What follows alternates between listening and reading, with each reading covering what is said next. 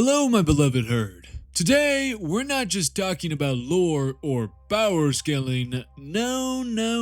I'm here to do something far more important. To sell you on the Lion El Jonson agenda. Yes, you heard me right, the agenda.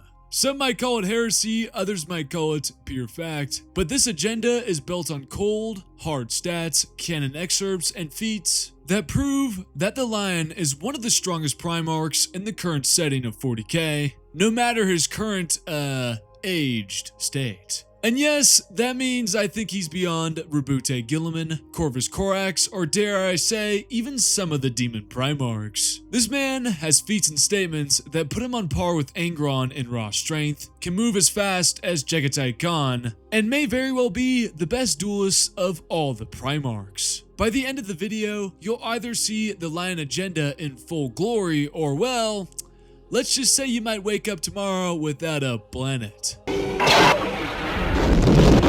So let's jump straight into the cowhole. It's time to push my agenda.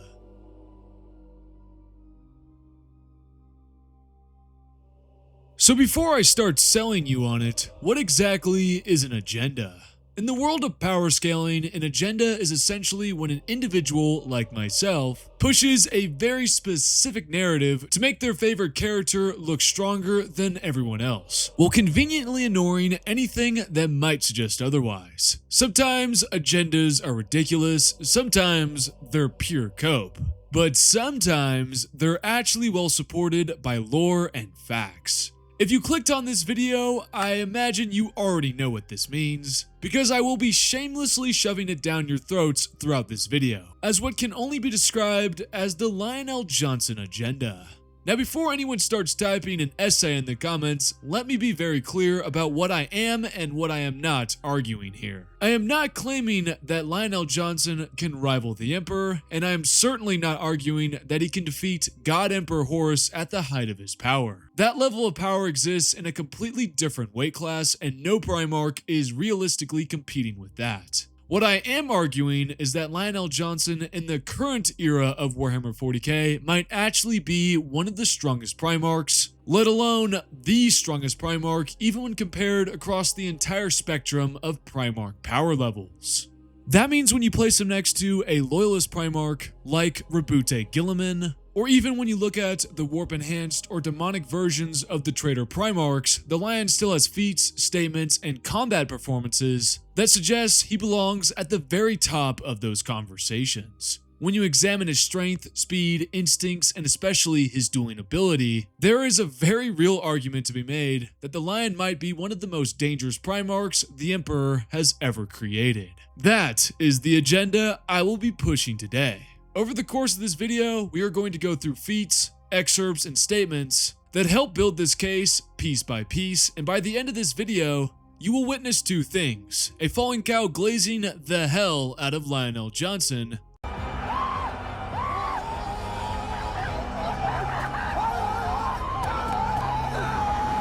and two, you will be fully converted to the Lion El Jonson agenda.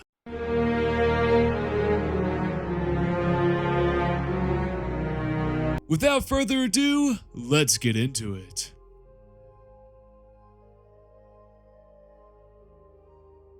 Let's start with nailing down the Lion's base form stats from the 30k era of the Great Crusade and the Horus Heresy. First off, he is said to be incredibly skilled and a master swordsman. He was even called the Duelist by Chaos in the Book Aurelian, which implies he is one of the best fighters among the Primarchs. For comparison, Conrad Kurz is called the Killer, Angron the Fighter, and Russ the Brawler. So yeah, the Lion's playing chess while the others are kind of just swinging chairs at each other. This reputation is supported by his feats. He defeats Conrad Kurz multiple times throughout the Heresy, and disarms Leman Russ within moments of their fight beginning in the book The Great Wolf. The Age of Darkness rulebook also emphasizes this point, stating, despite this honored place, the Lion remained apart. For though his strategic skill and talent with a blade rivaled that of Horus himself. Horus Heresy Book 9 Crusade adds, among his brother Primarchs, the Lion was renowned for his prowess in combat. But not because of any unique tricks or subtle blade work that might confound his foe. He was neither the exquisite duelist that Fulgrim epitomized, nor the raging berserker that Angron was, but rather something more terrifying. He fought with absolute focus and a chilling detachment, unstoppable on the attack and immovable on defense. And once brought to battle, he knew no other end than victory or death. So it's pretty clear from these statements that the Lion is arguably the best duelist among the Primarchs. Next, let's talk speed. One of his greatest feats occurs in Savage Weapons, when he outright blitzes Conrad Kurz, a Primarch, I remind you, that has precognition, which means he can see the fucking future. Corswain was watching both Primarchs, yet never saw what happened. Such was the speed of the Lion's movements. One moment, the two brothers were speaking, the Lion's features cast down in contemplation, Kurz's eyes fever bright as he promised an ignoble fate. The next, Kurz's features twisted into a rictus of pain, blood running between his clenched teeth. The Lion held tight to the grip of his blade, buried to the hilt in his brother's stomach, more than a meter of blood-stained steel thrust from the back of Kurz's armor. I have mentioned this feat many times, but it's, you gotta admit, pretty goddamn cool that the Lion simply blitzes Conrad Kurz. This implies that the Lion's speed is top tier, possibly only rivaled by Fulgrim or Jagatai Khan, though official confirmation is limited. As for his strength, the Lion casually throws Conrad Kurz around like a ragdoll and even manages to break his back. Yep, Bane style. The Lion also KOs Leman Russ at the end of their duel, although I will admit Leman Russ wasn't really defending himself at that moment in time, but still, the Lion was able to brawl with Leman Russ for 3 straight days and survive with barely any injuries. This directly correlates with his durability, which is also equally impressive. In Lord of the First, he cups his hands over a plasma grenade described as having a star's intensity. He even survives and later heals fully after surviving a duel with Kurz that left him with little of his skull remaining. So folks, it's pretty easy to see that the Lion's skill, speed, strength, and durability are all off the charts. Excellent argument. Approved. In fact, his record in terms of Primarch duels from the Horus Heresy is 3 wins against Leman Russ and Conrad Kurz, with only 1 loss against the Night Haunter in Savage Weapons, because the Lion rolled down a hill and Kurz landed on top of him. All of these feats, statements, and stats immediately make base Lion El Jonson a top 5 Primarch. But here's where my agenda begins, because if you take this foundation and add to it the stuff we've seen in the current setting, it truly supports my agenda that the Lion just might be the strongest. A statement from the Dark Angels 10th edition codex confirms that the Lion not only regained all his powers after being weakened, but may be stronger than ever. His powers restored and greater, or at least stranger than they had ever been. His eyes open to the reality he had awoken to. The Lion sought the fallen. This suggests that the weakness he first experienced upon waking up is gone, but that even his warp powers have grown even further. The Lion's warp power is called Forest Walk, which allows Lion to step into a spectral, forested realm and emerge nearly anywhere in the galaxy. It essentially functions as a kind of fast travel using a magical pocket dimension. However, it seems to work best for the Lion alone, and it doesn't always bring him to exactly the intended destination. Still, it's an incredibly powerful tool that adds a whole new layer to his kit in 40K. So if the Lion is now stronger according to the 10th edition, that also means all of his base capabilities from 30K are effectively upscaled by this statement alone, which are even enhanced further by his new warp-based power. But the Lion also wields a new toy in the current setting, which is the Emperor's Shield, and oh boy, oh my, this is quite the weapon. This shield doesn't just block attacks, it appears to reflect them right back at the enemy. We see this multiple times during his fight with Angron in Ark of Omens, where it deflects even his most devastating blows. For example, when Angron comes crashing down with a full force meteoric descent, the Lion braces, catches the impact on his shield, and the resulting burst of golden energy sends Angron flying backwards. This is a demon Primarch, folks, who wreaked havoc during the Siege of Terra, has destroyed titans and even entire worlds, and the shield still just tanks it. In the Son of the Forest, the shield reflects a warp-infused attack from a demon, so it's not entirely unreasonable to argue that it can deflect both physical and psychic assaults, making it truly one incredibly powerful relic. Now let's move on to his actual feats that demonstrate the Lion's strength, speed, durability, and skill, and this is where the agenda really starts to build, especially in his fight against Demon Primarch Angron. Their duel takes place on Wormwood, Vashtor's Caliban clone, a shifting, nightmarish world of living metal, crushing machinery, and collapsing terrain, where both Primarchs are forced to fight while the battlefield erupts around them. Despite this chaos, the Lion can consistently clash with Angron as the two deflect and parry each other's blows. That alone is important because if the gap in strength between them was massive, the text would have made it very, very clear, and the Lion simply would not be able to parry a strike from Angron. Instead, we see repeated weapon clashes, blocks, and movements, which strongly implies that his strength is at least comparable to that of a Demon Primarch. This also ties directly into speed. We know that Demon Primarchs, especially Angron, can move at absurd levels.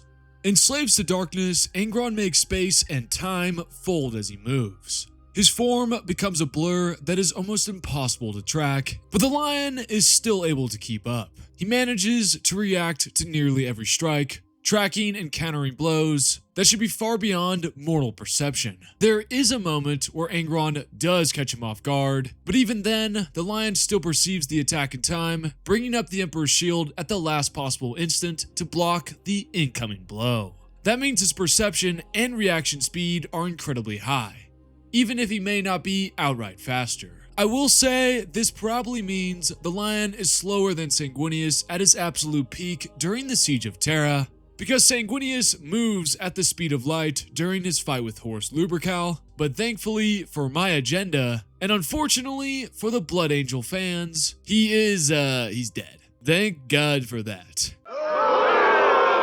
In terms of skill, the Lion is still operating at the highest possible level. The text explicitly states, "Yet he did not underestimate the supernatural might that Dark Hypothesis had granted the Demon Primarch." The Lion fought with every iota of skill he possessed, channeling all the lessons he had ever learned about combating wild and warp-tainted beasts. This is seen throughout the fight, as the Lion studies, adapts, and begins forming a strategy to take down the Demon Primarch. That level of composure and tactical thinking, even while under relentless assault, is a clear demonstration that his skill has not diminished at all. His durability also appears to be as strong as ever. He tanks a direct kick from Angron that cracks his armor and sends him flying, and later gets hit in the face by an entire tank. But that's it, folks. Yep, he only gets hit twice in the entire fight. And even after getting hit those 2 times, the Lion is largely fine outside of his armor cracking, which is quite insane because Angron is able to easily lift hundreds of tons. Metal squealed as he upended a stack of containers hundreds of tons in weight as if they were empty card boxes. Honestly, Sanguinius, during his fight with Angron, took much more punishment in his fight, which only makes the Lion's performance here look even better. Most importantly though, the Lion fights intelligently. He retreats tactically, repositions constantly, and uses the environment to his advantage. He drags Angron through hazardous terrain, forces him into awkward engagements, and slowly builds towards a decisive moment. He even leans into Angron's greatest weakness, his uncontrollable rage, baiting him into more reckless and predictable attacks. By the end of the fight, the Lion has fully adapted, using timing and precision to turn Angron's own momentum against him and land a decisive, banishing blow. So when you put all of this together, the Lion can clash with, react to, endure, and ultimately outplay one of the strongest Demon Primarchs. Even with his tactical retreats throughout the fight, those are not signs of weakness. They are a calculated decision that allow him to control the pace and the outcome of the battle. But that's not the only feat we can use to build this agenda, because we also have the Lion's fights against the Primarch Thing, which guards the Emperor's shields from the book The Son of the Forest. Before we jump into this, as opposed to the Lion at the time of the Angron fight, The lion is much weaker in the Son of the Forest, as explicitly seen when he says, "If only that were true." Lion El Jonson mutters, "He overwhelmed the horde, yes, he broke their bodies, and was never in danger of succumbing, but unlike during the fight against the predators in the forest, he can now compare it to his previous battles. He finds himself wanting. They are minor differences. He is slightly slower, his blows carry a little less force, and his stamina does not seem to be quite what it once was. He is ready to fight again. He could still fight for hours against such opponents, but he can feel the difference. There is some malady at work here," he says. "I'm slower than I should be. Curs would have my flesh off my bones." He adds in a murmur, as a phantom of his cackling, raven-haired brother flashes through his memory. So here we have the lion outright stating that he feels slower, that his blows carry less force, and that his stamina isn't what it once was. He even compares himself to his past self and finds himself lacking, going as far to say that someone like Conrad Kurz would have torn him apart in this state. So obviously, this is not peak lion, this is a weakened or diminished version. Keep that in mind during this upcoming fight. This duel is essentially the lion running a full gauntlet against warp manifestations of multiple base Primarchs, including Leman Russ, Horus, Chagatai Khan, Magnus the Red, Mortarion, and others, all represented through shifting and a hostile warp entity. Now, I'll admit, there are different ways you can interpret this fight. You could argue that it's taking place purely within the lion's mind, or that it's more of a warp-induced hallucination rather than a literal physical battle. But here's the thing, if these manifestations are being drawn from the lion's own memories, then they should still reflect the capabilities of those Primarchs as he knew them. And that means we can absolutely use this feat to support my agenda. Because if that's the case, the lion is effectively fighting multiple base Primarch versions from the time of the Great Crusade, making this a gauntlet against multiple high-tier opponents, even if it's filtered through the warp.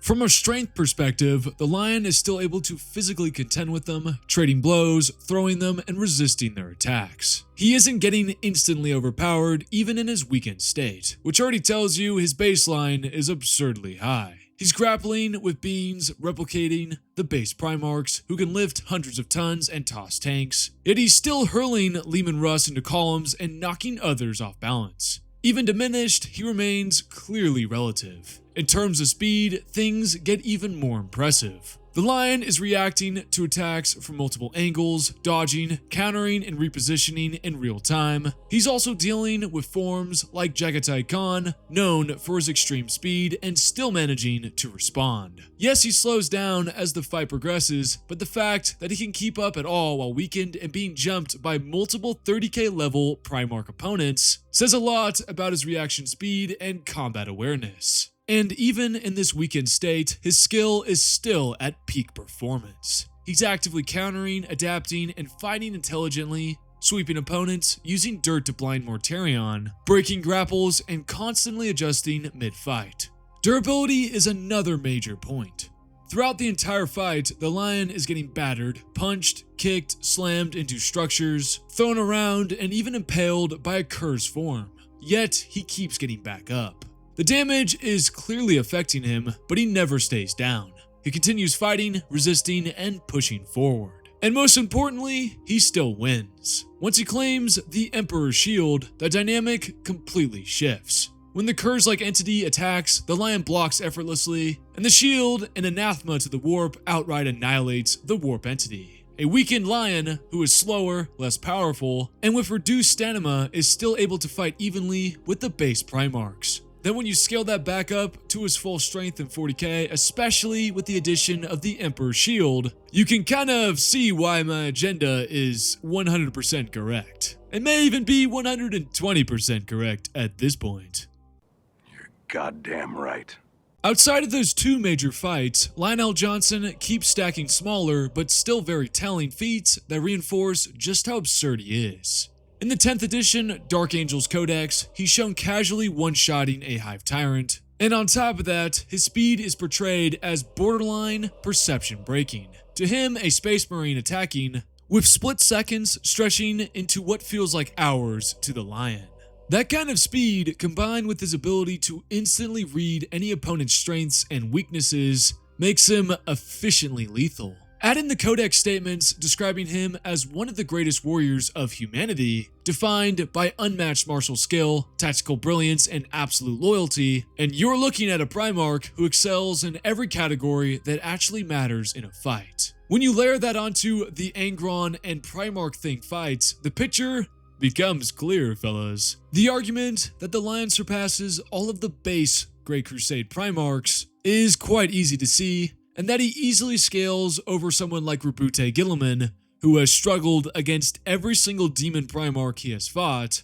You're not that guy, pal. Trust me. You're not that guy. And most likely Corvus Corax, who has not been seen for 10,000 years. And now armed with the Emperor's shield and fealty, he may be fighting at a completely different level. A level that is comparable to the demon Primarchs. The only real friction points in my agenda are Magnus the Red and Lorgar, and I have to admit, it's pretty fair to assume that. Magnus is a genuine problem, because his psychic powers can theoretically delete a Primarch outright, and Lorgar potentially has access to Enuncia, which is a reality warping language that can command reality with a single word. But both of those come with caveats you can exploit. Lorgar hasn't actually demonstrated Enuncia in any meaningful current setting combat duel, so scaling him off that is speculative at best, and while Magnus is insanely powerful, he has already shown his limits. He couldn't decisively put down Gilliman even before the Sisters of Silence intervened.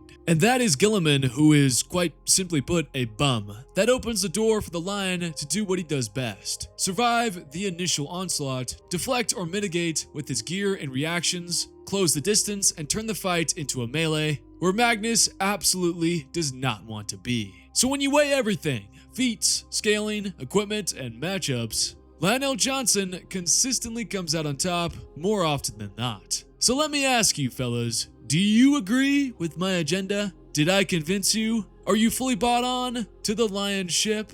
Because if you are, good. Because I genuinely think we're about to be eating real good when the Lion finally reunites with Rabute Gilliman. With everything he's shown, his speed, his skill, his adaptability, and now the Emperor's shield, I see no argument that the Lion is not one of the strongest, if not the strongest Primarch in the current setting. For in the galaxy, he is the honored one. If you disagreed with my agenda, then here, have a slice of cake on me, and maybe a sip of totally not poisonous milk.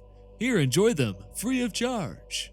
If you guys want to see more agenda pushing like this, or just simply other silly power scaling videos, let me know down in the comments. A big shout out to all my Patreon and YouTube members. You guys are the reason I keep making all this silly content. Thanks Posse Paul, Tyler Pick 7, Musty, Keydree, Seth Capizilla, Lag, Cunning Carkle, Caleb White, Dinkleberry, and Omar. As always, my beloved, deeply heroic, very cool, and now loving Lion El Jonson fans, stay milked, and I'll see you in the next video.